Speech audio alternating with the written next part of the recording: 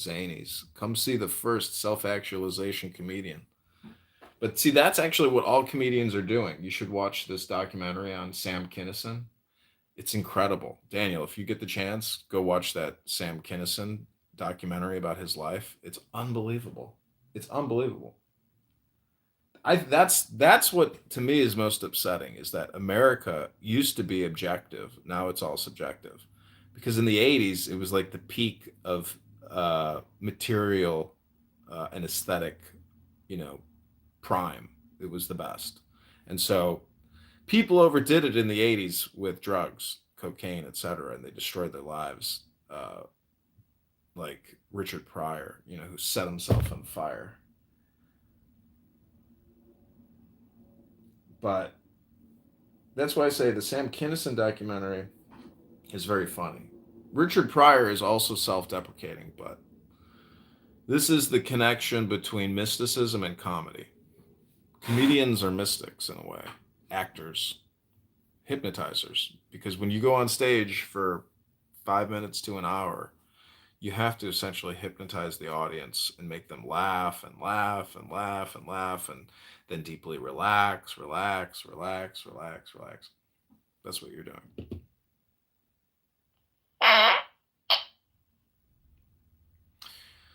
So, I would now like to submit further evidence. This is why Clown House ultimately becomes a courtroom. And if people don't want to waste each other's time, they essentially run it like a court or a mock trial or a Toastmasters. Therefore, no one feels cheated that their time was wasted because it was all conducted in a business-like way. Maybe a 60-40, 40-60. Every Mexican. 50-50. Every Mexican. No, let me see this. Hold up. I'll come back to They this, man. said, they set the DNA standards after the raping. No, it's literally No, common sense. He truly believes this. He truly believes this bullshit. If a black person mates with a white person, they're gonna have a mix about. Bro, look how white you are. Look how white this is saying you are. That's literally what makes me Mexican. You're white as fuck, bro. I'm 25%. You saying you're Caucasian? You're Caucasian. You're not of the old fucking people that inhabit that Mexican land. Yeah, the one with the You don't come from that. neck. I don't come from what? You don't come from that. You don't have that warrior gene. They've been raped out of your people.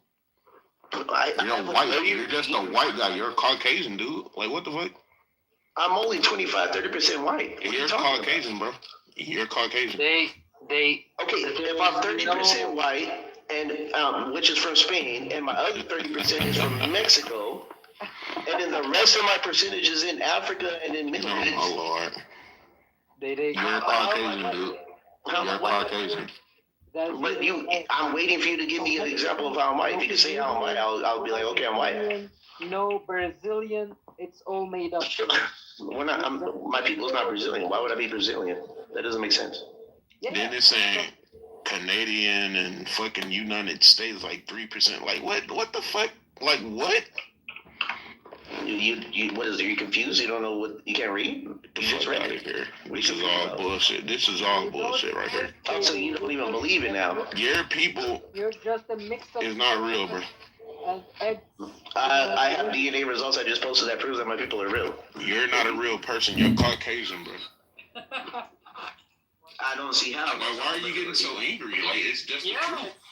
It's who you are, No, it's just stupid how people on Clubhouse can. You're trying to say that you're like that old, like native people that ran the lands with the Aztecs. I don't know what you're talking about. I said those people. That's not who you are.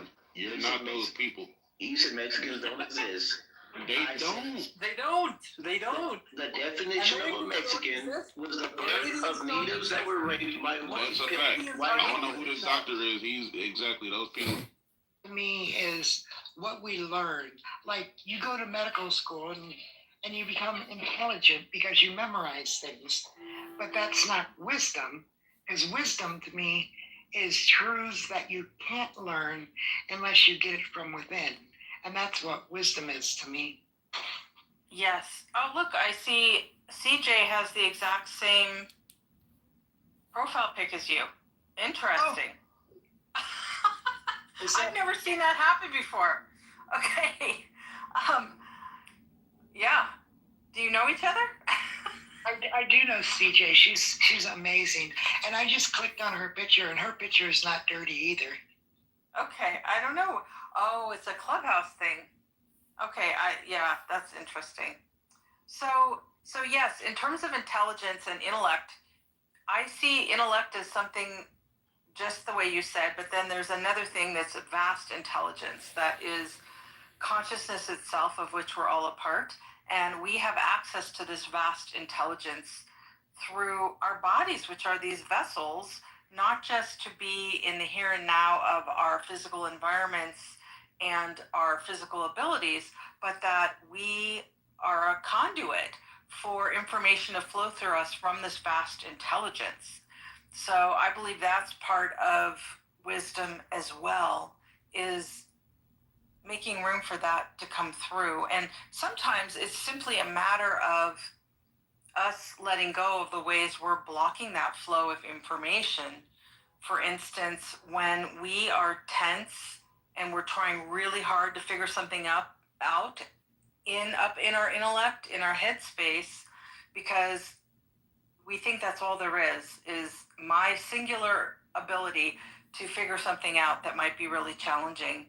And we start to get frustrated and constricted, and we might be shallow breathing. That's when we are, without meaning to, we are in an active practice of keeping out that information that vast intelligence can bring to us if we open, if we become receptive, if we stay curious. So that is an open, receptive stance that allows information to come through. A constricted environment keeps it out. And so this is another thing that I've come to know as an unspoken truth in our culture for how life really works and how to tap into our vast human capacity, is when we learn how to stay open and receptive and let information flow to us. We don't have to be stuck in the headspace figuring it out. It's been a long time for me of learning to turn off my brain power so that I could turn on or attune to this vast intelligence. And a lot of that comes into my mind, by the way. So the mind is still very powerful. Information can flow into the mind, but in many different ways we can receive information, not just through the mind, through the body, for instance, through our heart intelligence, through our emotions. There are many ways that we receive information. One of the ways that I tend to receive it personally is it'll be a whisper of a thought in my mind that I didn't create. It came from somewhere else, and it just landed through the landscape of my physical architecture in my mind. But it wasn't an intellectual exercise. I didn't craft that myself. It just popped in. So if anybody else has had experiences like that of receiving information that is from beyond individual you, share them. Okay, and Music AI, come on up and let's hear what you've got to say. Hi, good morning.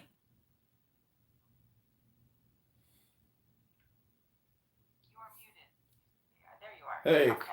I put it in my Hi. Hey, good morning, Dr. Sharon. Great room. Really liked what you said. I feel like, when you say that, you're like speaking from the source, and it's like a transmission from it. So it's nice to hear that. And I would point you to my PTR, which I just updated. It's called the Trestle Board, and it's just like a little 10 bullet point thing.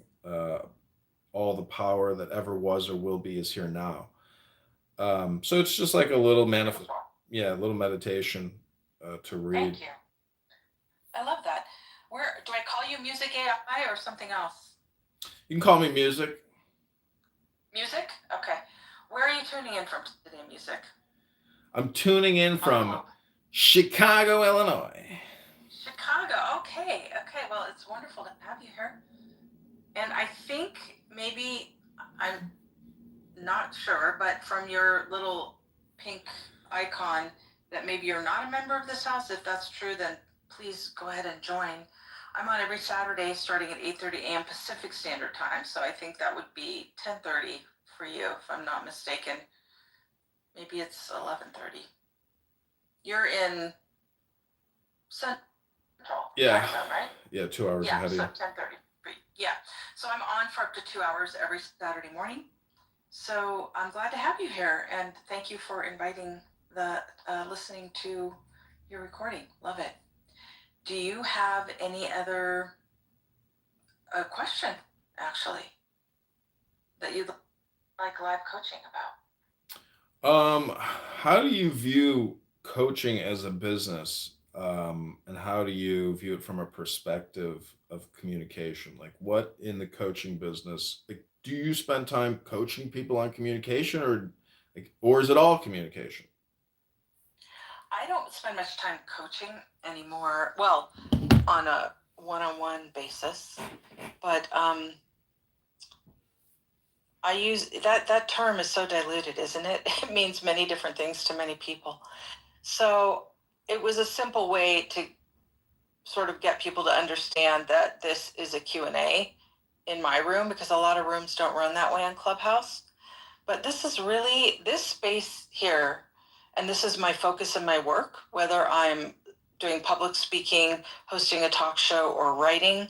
Those are primary things that I'm doing now, is to reach as many people as possible who want this information about how to tune in to our inner knowing, how to understand the way the world works in a way that really unlocks our creativity, our fulfillment, our joy, our freedom in life, and that often flies in the face of what we are taught, what we are conditioned to believe by the culture.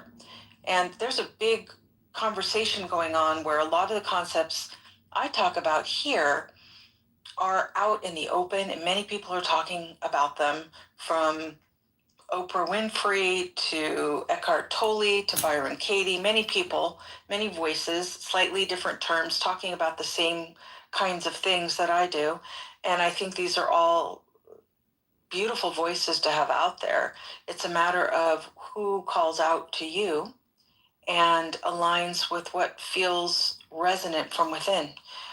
That's what I believe is, don't pay attention to a thing that I say other than what resonates within you as truth. And that's how to live our lives really in the most powerful way, from the inside out.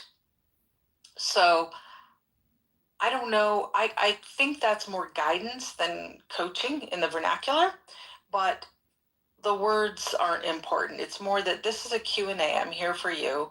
And for anybody who has a question about any situation in their life, or they're seeking clarity for a path forward, my ability is to help get you there, in touch with your inner knowing, so that you can find your own answers. I give plenty of ideas, but it might be my intuition, it might be my observation, but it's really only a matter of that bumping up against your inner knowing. That's the place from which all decisions can be made with assuredness, is when we're not mistakenly tuned into our fear or our conditioned existence, or on autopilot from not thinking about it too much, just going by habit. And now some of our habits in life are fabulous and they serve us well. So now I'm talking about the habituated existence that doesn't serve us. And we don't know unless we tune in fully to the present moment and to ourselves and to our inner knowing. And so that's what this live coaching in my context means. Is that helpful to you, music? Yeah, it is. I recently was talking to a woman who has who has a coaching business, and I was, asking her about her marketing, and that term coaching to me. Um, I mean, I'm a student of hypnosis. I like hypnosis products, hypnosis communication, um, and so to me, it's. I was trying to get her to understand that her coaching business is in a way a hypnosis business. My friend's father, Dr. Gruber, we got Jordan Gruber in the house, not the same Gruber, Yes, we but do. it's called Pronunciation Workshop. and he has a very successful YouTube business, and he just says, say this word, coaching. Coaching has, and then he explains to you the technical components of a word and stress on words. So it's like, to me, he's putting people in a deep state of relaxation. So same thing with a musician. Yeah, their audience, you're trying to hypnotize your audience to get them to listen to your music. So my suggestion to musicians is create music that is deeply relaxing, and they'll stick around, and then you can feed them an advertisement. So I was trying to get your perspective or opinion on coaching, because to me it's it's not a controversial word, but I think about a baseball team and the coach. Um, the coach isn't always making uh, great suggestions or pleasant suggestions. Sometimes they tell the batter to step into the pitch to get the walk. I mean, what kind of a coach is that? So I was just a joke, but Okay. Well, I like all of the things you're saying are interesting, because hypnosis is getting into a highly focused state.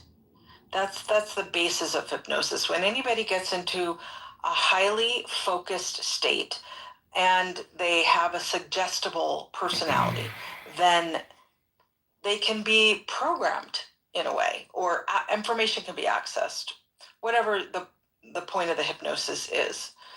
And so I would say the parallel here is that a focused state is really the same as being fully present to this moment. So the doorway into our inner knowing is full presence in this moment to ourselves, to what is. And then another step is moving in acceptance with what is. So if I'm dropping resistance, then I can really be open and receptive. But I would say the doorway in is full presence.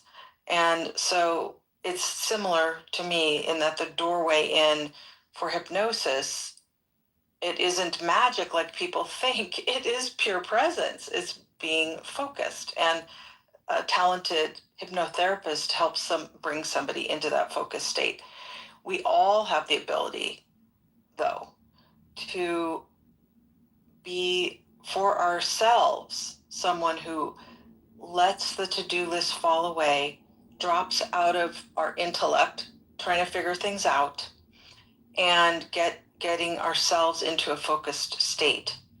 And there's a protocol for hypnosis, and people use different protocols for different types of hypnosis. And here, I find the easiest way, you may all have your own ways that you drop into pure presence. I find the easiest way that I know, and so I talk about it a lot here, is to just drop into the belly and focus on the breath for a few full, deep breaths. In fact, Thich Nhat Hanh, the Buddhist leader who brought Buddhism to the West, he used to talk about the mindfulness bell, and he would ring a bell. I got to go on a retreat with him once, and he would ring a bell every so often. You might be in the middle of eating or whatever you're doing or walking, and everybody had to freeze frame. This was what he taught us. Freeze frame. Whatever you're doing. Fui fui.